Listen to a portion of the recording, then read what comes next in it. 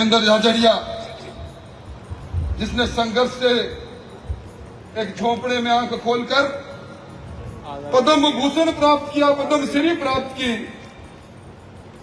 मैं इनको पिछली सभा में कह रहा था, देवेंद्र जी आपका जज्बा, आपका संघर्ष पर आपका हाजमा बड़ा दुरुस्त है। तो कहने लगे आपको कैसे पता? मैंने कहा आप मेरे को सही सही बताओ। लगभग 2 साल पहले खिलाड़ियों को प्रधानमंत्री जी ने अपने घर पर आमंत्रित किया। आप अपनी बेटी और पत्नी के साथ गए। खाने पर आपसे पूछा प्रधानमंत्री जी ने कि मेरे को सही सही तुम्हारी कहानी बताओ, और आपने कहा बचपन में हाथ खोया, दोस्तों ने तंज कसे, चिंता रही पिता के पास कुछ था नहीं, किसी साथी ने कहा कि एक हाथ से काम करना पड़ेगा, जीवन चलाना पड़ेगा। किसी ने कहा कि इस एक हाथ को इतना मजबूत कर लो। मजबूत करने के लिए मैंने कहा मेरे को कोई सूझा नहीं। मैं घर के बाहर जाता, गोल पत्थर ढूंढता और एक लाइन पर खड़े होकर पत्थर को जोर से फेंकता।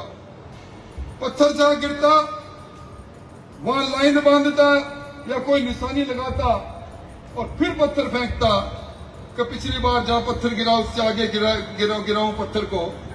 ये कर्म मैंने कई वर्ष तक किया, हाथ में ताकत लेने के लिए। स्कूल के अंदर गया, स्कूल के अंदर जब मैं 9वीं 10वीं में था, प्रतियोगिता हो रही थी। मैंने भी मास्टर जी को कहा ये जो लकड़ी फेंक रहे हैं, मैं पत्थर जोर से फेंकता हूं, मुझे मौका दे दो। मजाक किया कि एक हाथ से कैसे इसको उठाओगे, कैसे फेंकोगे? का एक बार मौका देकर देखो। उन्होंने वो जवेलियन उठाया, वो भाला उठाया, फेंका, सबसे आगे गया, पहले नंबर पर आ गए। हनुमानगढ़ चले गए, कॉलेज का टूर्नामेंट हुआ, वहां पहली पायदान पर पहुंच गए। यूनिवर्सिटी में फिर टूर्नामेंट हुआ, पहली पायदान पर पहुंच गए। ऑल इंडिया में सिलेक्शन हुआ। घर में पैसा नहीं, बड़ी मुश्किल से एक हाथ से रोटी बनाकर उससे नाइए के उस हॉस्टल के अंदर रहकर प्रैक्टिस करता गया। मेरा सिलेक्शन हुआ, एशिया में खेलने का मौका मिला। मैंने दम लगाकर जेवेलियन और भाले को फेंका, 1 नंबर पर आया।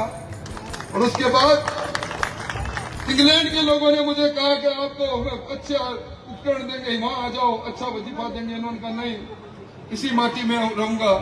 और फिर मैं ओलंपिक जीतता चला गया।